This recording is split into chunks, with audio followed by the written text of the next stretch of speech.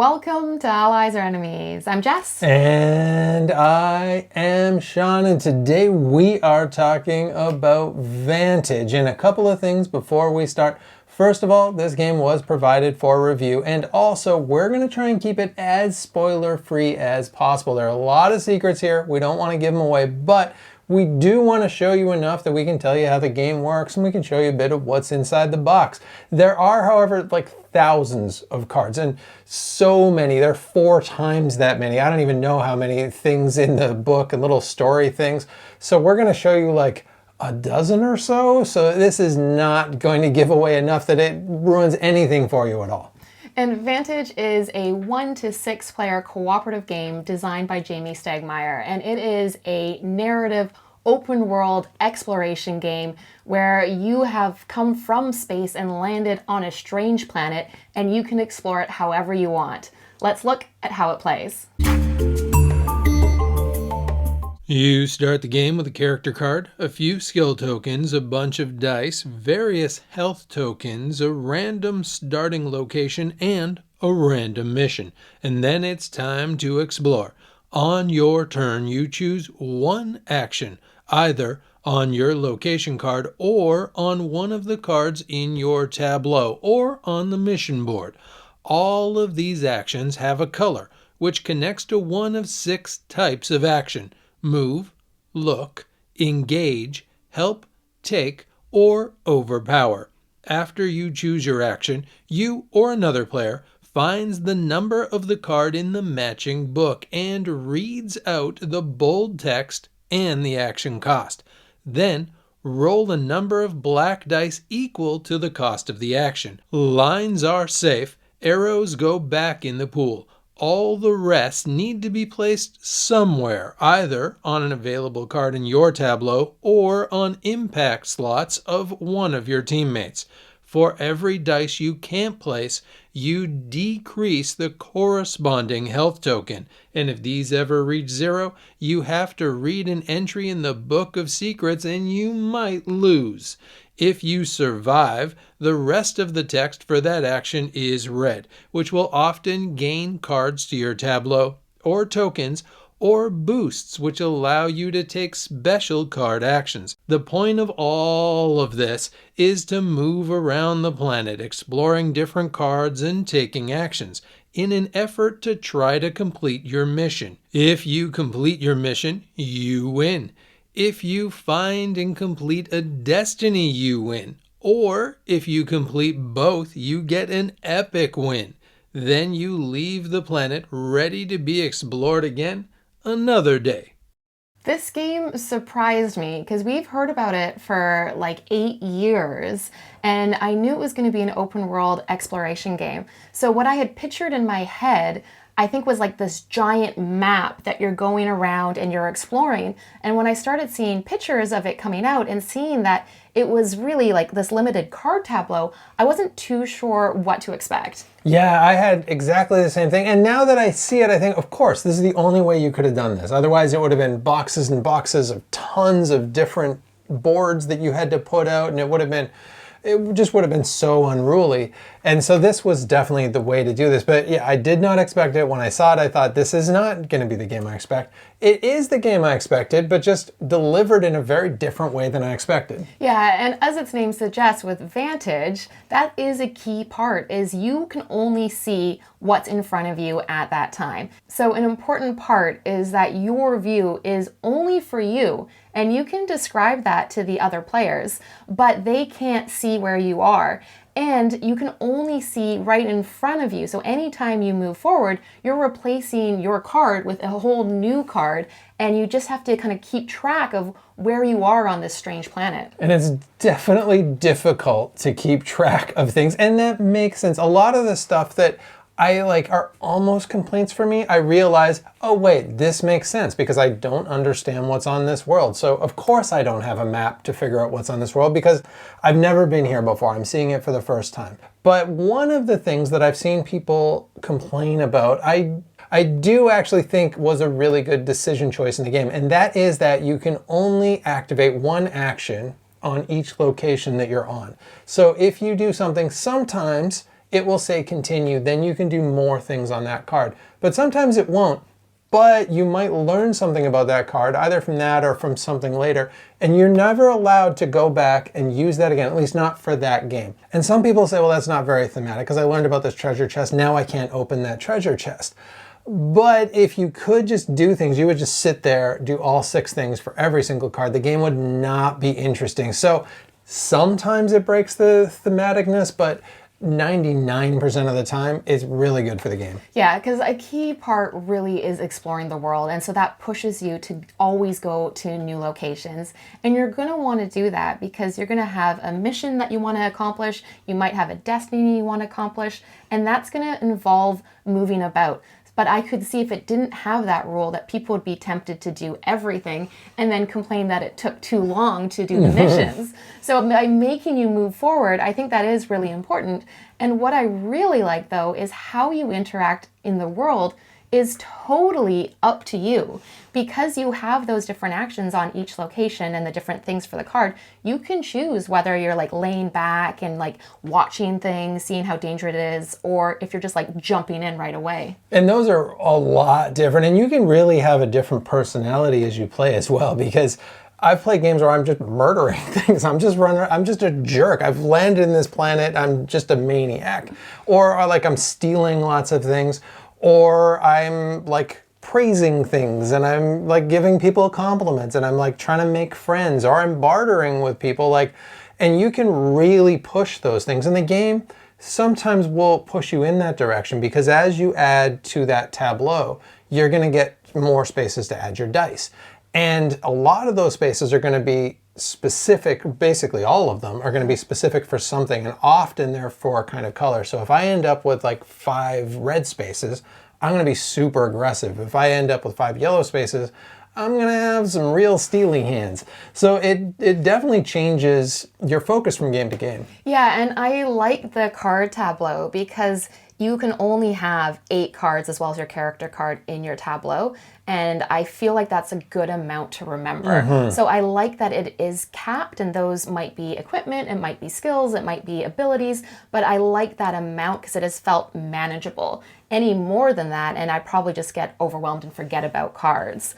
But I really like that you can just choose your own path. Yeah, this is very much a choose your own adventure game. And I like the amount of story in this as well, because oftentimes with a board game, someone thinks they're a writer, they're not a writer. And you end up with this giant chunk of text that doesn't matter because it's not really a linear story, and you're just like, ugh.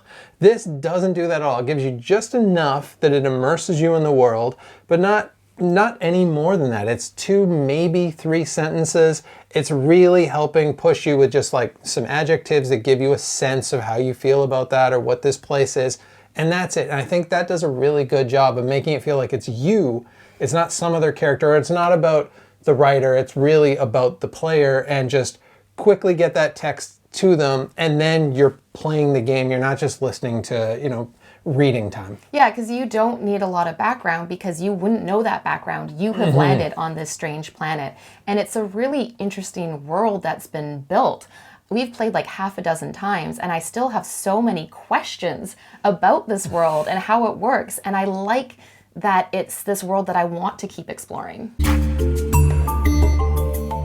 So let's talk about replayability, and really all these sections are going to smush together in this game, I think. But the replayability, I think you probably are going to guess, is there's a lot of it. There's 1,700, I'm looking at it right now, 1,708 cards in this game. That includes 802 different locations.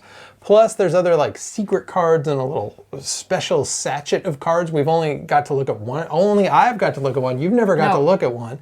There's also 2 other books that just have secret things and maps. There's tons of 7 other books. So there's a lot here to explore. And every time we've explored it, it has felt wildly different. Yeah, it really has. I think one of the key differences is the mission. The missions really get you to do different things. Sometimes it encourages you to go out and explore and find different things.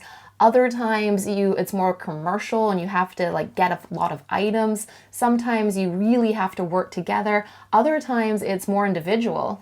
Yeah, they are really different. And there's another layer to that as well, where there's, what's the second? Destiny. The destinies. So you can have kind of like a super victory if you do a mission and a destiny.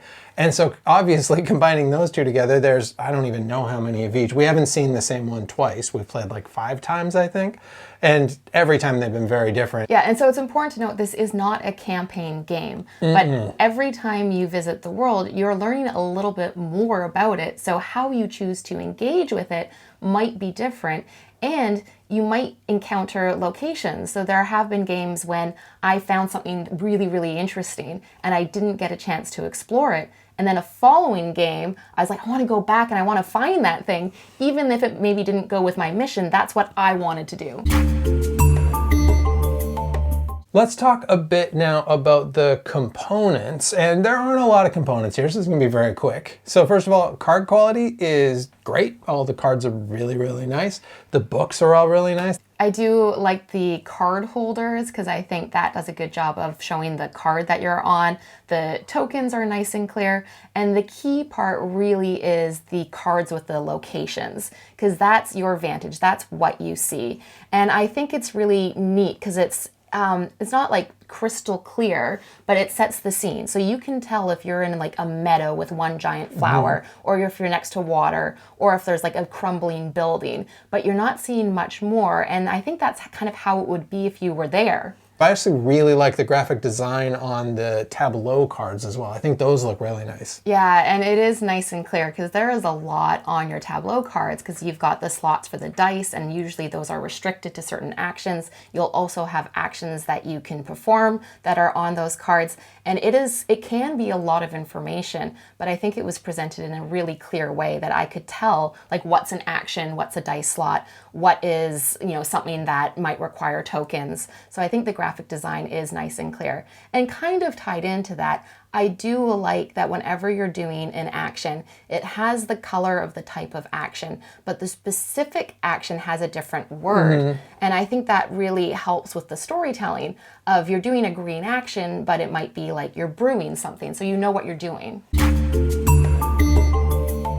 So moving on to player count, and I think this is really going to be dependent on the kind of player that you are. It is a open world exploration narrative game, so I could see this working really well solo because you could just land on this planet, you get to explore the whole world and engage with it however you want.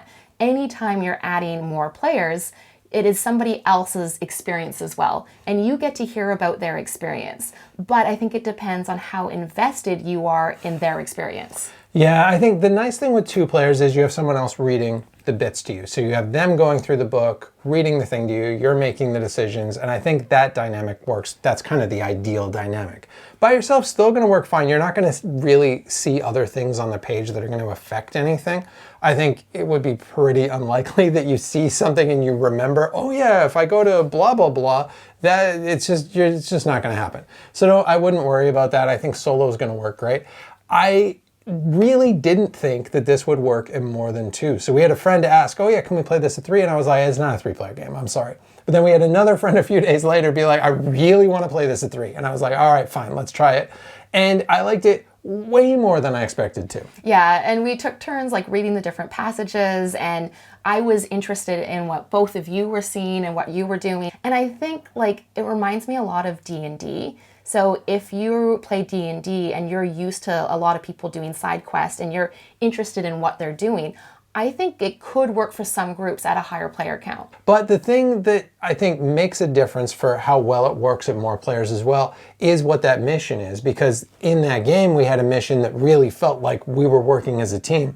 In other games, we had missions that I felt like, I think this might be better solo. So the mission is going to impact how it feels as a group. That is true. And the other thing that makes it feel a little bit more interesting with more players as well is being able to use their dice slots. So on everyone's card tableaus, if a dice slot has a lightning bolt, that means anybody can use it. And so that can be incredibly handy if someone's doing a really difficult roll and they're able to use like 2 or 3 other players' dice slots for some of those dice.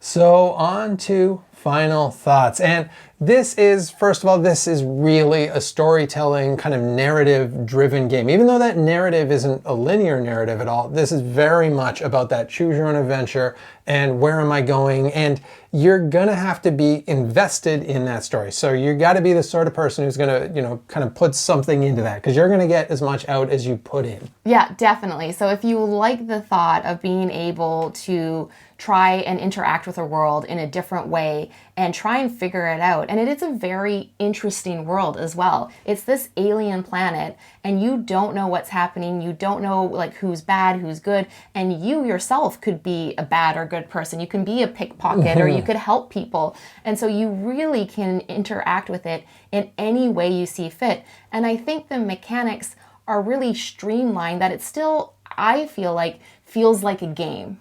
Yeah, it does. This does feel like a game, and I like that it's got the missions, and I like that it's got the destiny, because there have been other games like this that I felt like this is just kind of going nowhere. Like I'm just kind of flailing around in this box, and sometimes it's interesting, but it doesn't matter. This doesn't feel like that to me, and I'm usually not the audience for this sort of thing, but this has won me over. Also, the short story passages I think are nice.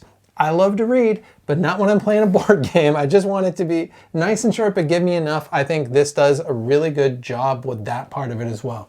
Yeah, and I think it really is up to you. As you say, it's what you put into it and even how it ends as well. Because it does say if you accomplish a mission, the game could end. Or you can keep playing to try and do your mission or your destiny, but you can play as long as you're invested. But I will bring up a few things that I think some folks could see as negative. So one of those is that playtime. We have definitely had games that I felt like have gone on. I'm just like, I don't know how I'm going to do this, because it can feel a little random how you get to things. And if the mission is a little specific, you need to get two of this thing, and you don't know where that thing is in the world, that can feel like, oh, this keeps going. And I'm not the sort of person who can just be like, enough, I'm going to stop. I really need there to be a set, like, mechanical reason why I've stopped this game. So that could be a tricky for some folks. Also, there's maps in here that kind of show you where you're going. I cannot make heads or tails of those maps. That could be me, but I really have trouble pinpointing where I am in the world. Yeah, whereas I have been able to use those maps pretty successfully. But what I have found tricky is keeping track of where I am. And so you are able to keep a notebook. So if you want, you can like record the directions you're going. That's not really how we play. But there have been instances that I have ended up back on a card that I've already seen and I didn't mean to be there. And then I'm like, oh shoot, what direction do I go so that I'm not retracing my steps for like multiple cards?